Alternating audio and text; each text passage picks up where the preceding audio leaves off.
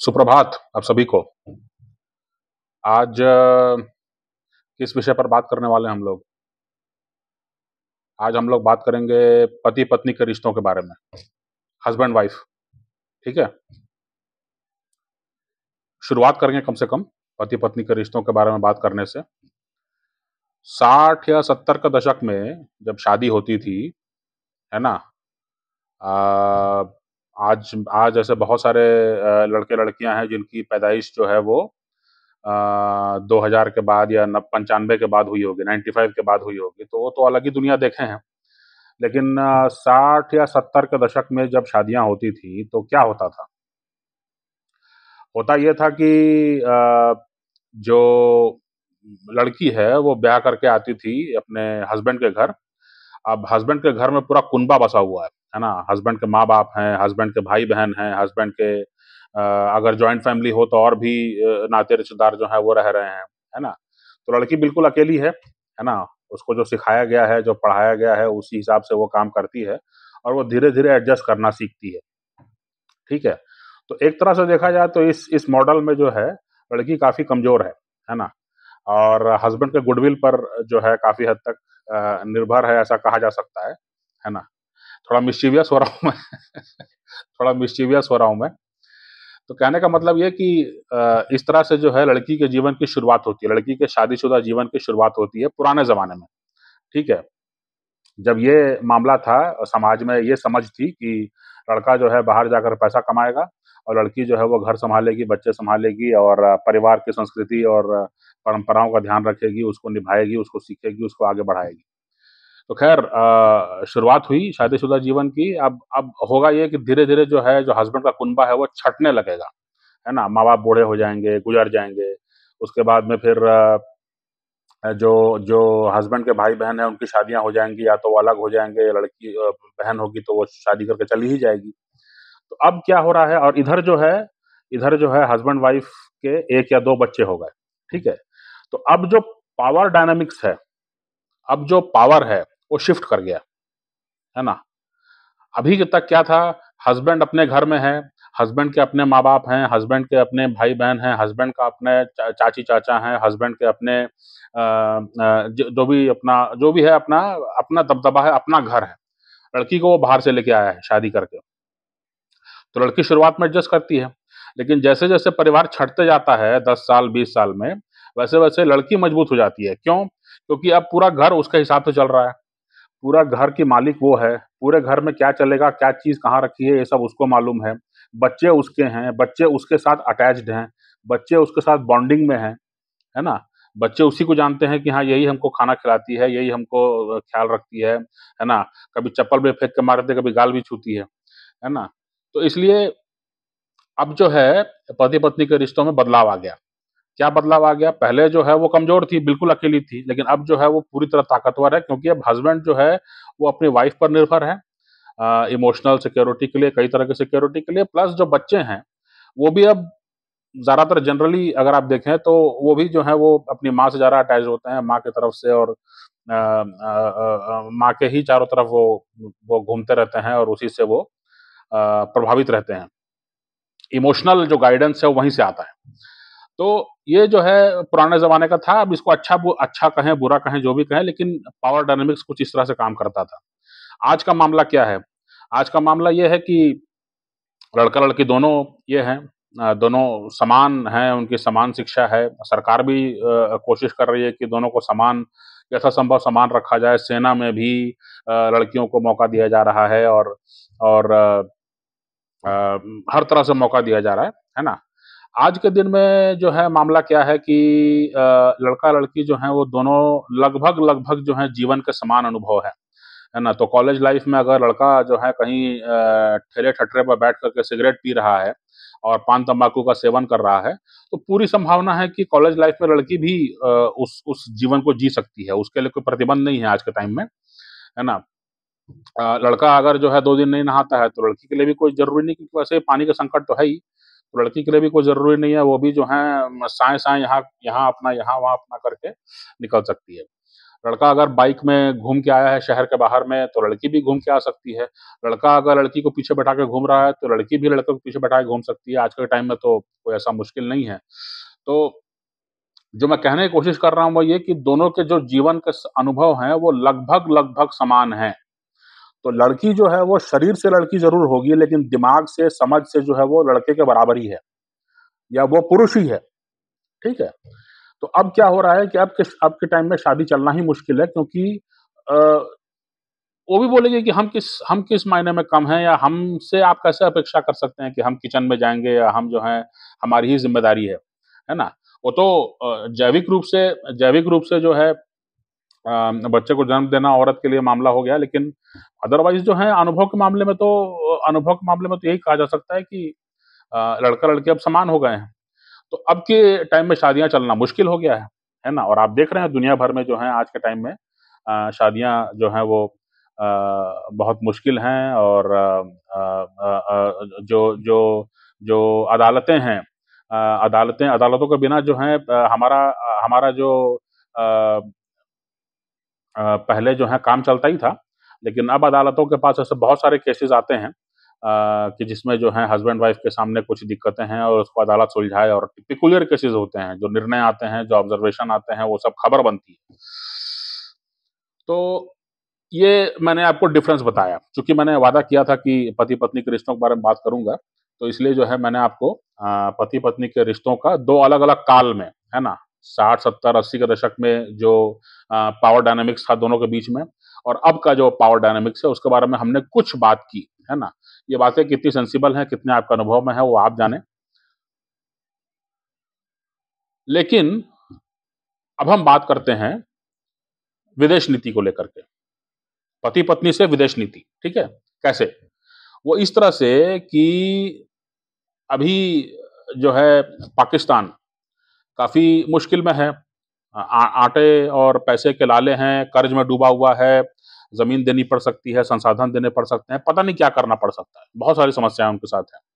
और अब जो है कोरोना के बाद जो है दुनिया में जो है दुनिया के कई सरकारें, कई देश जो है वो भारी कर्जे में खुद डूबे हुए हैं, क्योंकि उन्होंने जो है नोट छाप करके अपने अपने लोगों को सहायता देने की कोशिश की।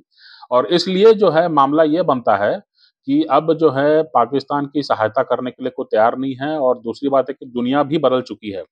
दुनिया में अब पाकिस्तान और पश्चिम एशिया उतना महत्वपूर्ण नहीं रह गए हैं जितना कि अब चीन और रूस और यूरोप की सुरक्षा और तमाम सारी चीजें जो हैं, और डेमोग्राफी का बदलना। पहले पहले था कि भाई अब यूरोप और अमेरिका में गोरे ही थे, तो इसलिए जो है वो उनका सोचने का, देखने का, चीजों को जो है अलग नजरिया था।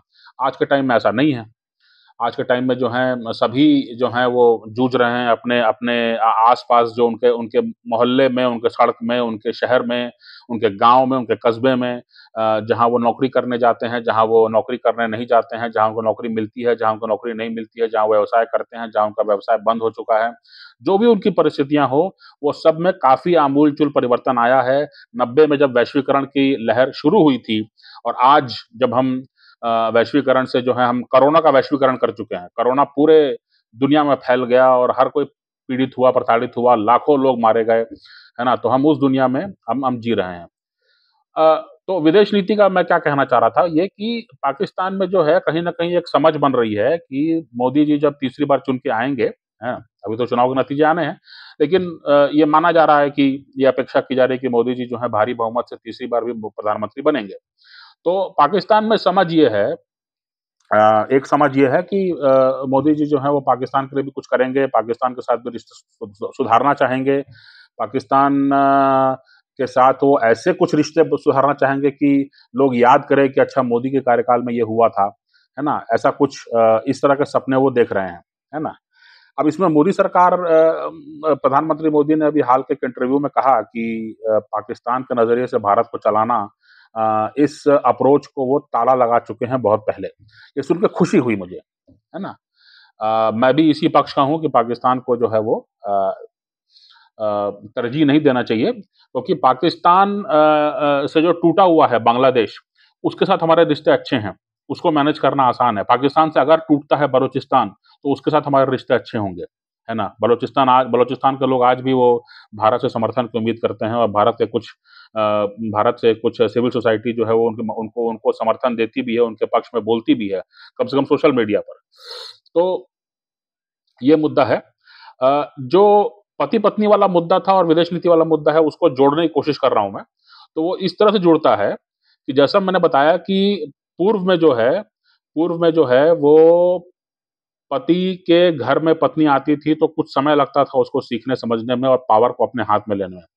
अब जो है वो ये है कि पति-पत्नी दोनों जो हैं समान शिक्षा, समान अनुभव से समान जो है एक ही कॉलेज, एक ही स्कूल, एक ही टॉयलेट में भी हो सकता है कि रहे हों। टॉयलेट में भी जो है उनका अनुभव रहा हो। तो अब के टाइम में जो है शादी चलना मुश्किल है। तो इसीलिए जो है अगर भारत अपने नेबरहुड की बात करे, अपने आस-पड़ोस की बात करे, है ना? तो बांग्लादेश हो गया, श्रीलंका हो गया, पाकिस्तान हो गया, नेपाल हो गया, भूटान हो गया या अगर आप दक्षिण-पूर्व एशिया में चले जाएँ, इंडोनेशिया हो गया, मलेशिया हो गया, वियतनाम हो गया, म्यांमार हो गया, है ना? इन सब जगहों पे चले जाएँ, तो भारत को ये स कोशिश करनी चाहिए कि वो जो है नेतृत्व ले, उत्पादन का, टेक्नोलॉजी का जो है एक एक सुदृढ़ हब बने। और जो डेमोग्राफ़ी है उसको भी सँभालना होगा। इससे होगा ये कि बाकी देशों में ये समझ बनेगी कि भारत एक अच्छा विकल्प हो सकता है। भारत को हम धीरे-धीरे हम वहाँ पर निर्भर हो सकते हैं और भारत के साथ हमारा भी भला होना है और भारत में जो व्यवस्था है, जो कल्चर है ना? जो डेमोग्राफ़ी अगर आप सेम रखेंगे, डेमोग्राफ़ी का भी अगर आप ख़्याल रखेंगे, तो बाकी जो छोटे देश हैं उनके अंदर भी समझ बनेगी कि जैसे इन्होंने अपनी डेमोग्राफ़ी को सँभाल कर रखा है, वैसे हम भी अपनी डेमोग्राफ़ी को सँभाल कर रख सकते हैं। जो जो कि सभी के लिए बेहतर है ना? जिससे कि क्या है कि हम जो हैं, जो डील करेंगे तो हमको समझ रहेगी कि हम किसके साथ डील कर रहे हैं, ठीक है? बजाए इसके जो मॉडल सुझाया जा रहा है पाकिस्तान के कुछ धड़ों द्वारा कि हम भी बराबर के हैं, आप भी बराबर के हैं, बराबरी की कोई बात नहीं होगी। बराबरी की कोई बात नहीं होनी चाहिए, है ना? भारत को जो है अपना वर्चस्व कायम करना है। जो साथ में आना चाहे आए, जो चीन के साथ जाकर के दिवालिया होना चाहे वो दिवालिया हो, उसके बाद फिर आएगा। लेकिन बराबरी की बात नहीं होगी, है ना? तो इस तरह से जो है वो शादी लंबी चल पाएगी, है ना? इस तरह से जो है वो संबंध जो है वो लंबे चल पाएँगे, है ना? एक क्लियर कट मामला होना चाहिए कि मैन्युफैक्चरिंग और टेक्नोलॉजी डेवलपमेंट का जो मामला है वो भारत में होता है और इसका लाभ जो है वो जितना हो सकता है लाभ चाहे यहाँ अगर पैसा कमा करके लोग वहाँ टूरिज़्म करने जाएँ आस-पास के देशों में या वहाँ की संस्कृति से हमारा क्योंकि ज़्यादातर जो है माने पाकिस्तान और बांग्लादेश छोड़ दें, तो म्यांमार के साथ या श्रीलंका के साथ भी हमारे सांस्कृतिक रिश्ते भी बहुत अच्छे रहे हैं और बहुत पुराना संबंध रहा है। आज का अगर पॉलिटिक्स आप छोड़ दें, तो बहुत अच्छे हमारे संबंध रहे हैं, मॉरिशस के साथ हमारे अच्छे संबंध हैं, सांस्कृतिक संबंध हैं और मतलब ये है कि परिवारों में शादियाँ भी हो सकती हैं, होती रही हैं। तो इसलिए ये चीज़ को जो है विदेश नीति में हमको ख़्याल रखना होगा कि भारत को जो है एक मजबूत देश, एक वर्चस्व वाला देश बनना होगा, है ना? वर्चस्व का मतलब ये नहीं कि आप दबका चलाते चलें। वर्चस्व का मतलब ये है कि आपको ये पता होना चाहिए कि चीज़ें हमारे हिसाब से चलेंगी। हमारी आबादी को इसका लाभ पहले होगा, हमारी आबादी जो है वो पुष्ट होगी, हमारी आबादी शोषित नहीं होगी, हमारी आबादी पर बाज़ार हावी नहीं होगा, हमारी आबादी बाज़ार का इस्तेमाल कर सकेगी, हमारी आबादी बाज़ार की मालिक होगी, है ना? ये चीज़ को पहले पुष्ट करना ज़रूरी है, तब जो है आप अपने आस-पड़ोस में जो है और इसका एक दूसरा उदाहरण भी है। इसका दूसरा उदाहरण है कांग्रेस के ज़माने में आप देख लीजिए सार्क, सार्क के बारे में क्या कुछ नहीं कहा जाता था। सब बराबर थे, सब बारी-बारी उसको अपने यहाँ होस्ट करते थे, लेकिन उसका कोई नतीजा नतीजा नहीं निकला। सार्क को अल्टीमेटली आपको डंप करना पड़ा। तो वो जो बराबरी वाली बात थी वो नहीं चलने वाली है। भारत को कमान लेनी होगी, जैसे दुनिया में चौधरी बनने के लिए अमेरिका ने कमान ली, जब तक वो ले सका। अब जो है चीन उत्पादन का हब बना और सारे देशों को उसने अपने ऊपर निर्भर किया। तो फ़ॉर्मूला वही है जितने भी अब ये अलग बात है कि अमेरिका ने क्या गलतियाँ की या चीन ने क्या गलतियाँ की उसको हम देखें, समझें, उसको हम करने से बचें। लेकिन इसका मतलब ये कतई नहीं है कि वो फ़ॉर्मूला गलत है। वही फ़ॉर्मूला जो है वो लॉन्ग टर्म स्टेबिलिटी दे सकता है और अगर आप अपने आप को एक सभ्यता समझते हैं, एक सिविलाइज़ेशन समझते हैं, तो वही तरीका जो है आपको कहीं न कहीं आपके पुराने गौरव की ओर ले जाएगा। इस बात को हमको समझने की ज़रूरत है। है ना? तो वो पति-पत्नी से लेके विदेश नीति का जो मामला था, वो मैंने साधारण तरीके से अपने आसान तरीके से कुछ समझाने की कोशिश की, है ना? इसमें जो है हमको इस बात का ख्याल रखना है और कल ही जो है एक बहुत बड़ी घटना हुई है, उसको हमको ज़रूर ध्यान रखना चाहिए। कल ही एक बहुत बड़ी घटना हुई है, कल भारत और ईरान ने जो है चाबहार पोर्ट को लेकर 10 साल का एग्रीमेंट साइन किया है। जयशंकर साहब ने खुले तौर पे कहा कि पहले भी ये बंदरगाह का जो ऑपरेशन है हमारे पास था, लेकिन वो साल दर साल रिन्यू करना पड़ता था। तो भारत ये चाह रहा था कि ईरान जो है वो लंबे समय के लिए हमको अधिकृत रूप से एग्रीमेंट के साथ जो है हमको ये बंदरगाह मुहैया कराए, जिससे कि हम इसमें निवेश कर सकें और हमको ये आश्वासन हो कि जो हमारा निवेश है वो उसका उपभोग हम कर पाएँगे, है ना? तो ये जो अब हुआ है ईरान के साथ मसला, इसके साथ जो है मामला ये समझिए कि मध्य एशिया का पूरा बाज़ार खुल गया आपके लिए और अफ़गानिस्तान को भी कहीं न कहीं स्थिर रखने की आप सोच सकते हैं और इसके अलावा जो है रूस तक आपकी पहुँच बनेगी। रूस जो है एक संसाधन संपन्न राज्य है। वहाँ से हम आज भी लाभान्वित हो रहे हैं, पहले भी लाभान्वित होते रहे हैं और हमको वो रिश्ते बना कर रखने हैं, ये बात उनके साथ है। तो जो मैं कहने की कोशिश कर रहा था कि भारत जो है वो जयशंकर साहब से पूछा गया, किसी और संदर्भ में पूछा गया कि भई मतलब भारत-ईरान जो है भारत-ईरान के जो ये हैं, इस पर अमेरिका कुछ टिप्पणी ज़रूर करेगा, है ना? तो किसी और संदर्भ में पूछा गया कि डॉलर को ले मतलब ये जो डॉलर वाला मामला है कि चूँकि आप डॉलर इस्तेमाल करते हैं अंतर्राष्ट्रीय व्यापार में, तो आप ईरान के साथ किस तरह से व्यापार कर सकेंगे, किस तरह से निवेश कर सकेंगे? तो जब अमेरिकी विदेश विभाग में पूछा गया सवाल कि भारत और ईरान ने जो है कहीं न कहीं कोई संधि की है, तो उसके बारे में उन्होंने कुछ खुले तौर पर नहीं कहा, लेकिन ये ज़रूर कहा कि किसी भी पार्टी को सावधान रहना चाहिए कि ईरान के साथ सामान्य व्यापारिक संबंध रखने से जो है उनके खिलाफ अमेरिकी सैंक्शन या अमेरिकी प्रतिबंध जो हैं वो लग सकते हैं। तो एक दूसरे संदर्भ में जो है जयशंकर साहब से सवाल पूछा गया कि भई डॉलर का जो आधिपत्य है, उसको लेकर आप क्या सोचते हैं? तो उन्होंने कहा कि जो है डॉलर का जो है हमारे कम से कम आस-पड़ोस में कम से कम डॉलर का जो इस्तेमाल है, उसपे कमी आने वाली है और जो भारतीय रुपया है, वो अब ज़्यादा इस्तेमाल होगा, ज़्यादा उसकी जो है खपत होगी और इस तरह से जो है आस-पास जो है व्यापार बढ़ेगा। क्योंकि अभी हमारा व्यापार $200 बिलियन जो है वो अमेरिका के साथ है। हमारा व्यापार जो है $120 बिलियन जो है वो चीन के साथ है। लेकिन हमारे आस-पास का क्या मामला है? श्रीलंका के साथ और म्यांमार के साथ या आसियान के साथ या मलेशिया के साथ, इंडोनेशिया के साथ या बांग्लादेश के साथ या नेपाल, भूटान, ये सब भी बहुत बड़ी आबादी है, घनी आबादी है ये। तो इनके साथ हमारा व्यापार क्यों नहीं होना चाहिए? तो इसके पीछे कारण वही है कि आप उत्पादन में भी पीछे हैं, आप टेक्नोलॉजी में भी पीछे हैं, जानबूझ के रखा गया है। 2014 के पहले ये साजिश थी कि भई भारत में जो है हमेशा टेक्नोलॉजी के मामले में हमको आत्मनिर्भर नहीं होना है।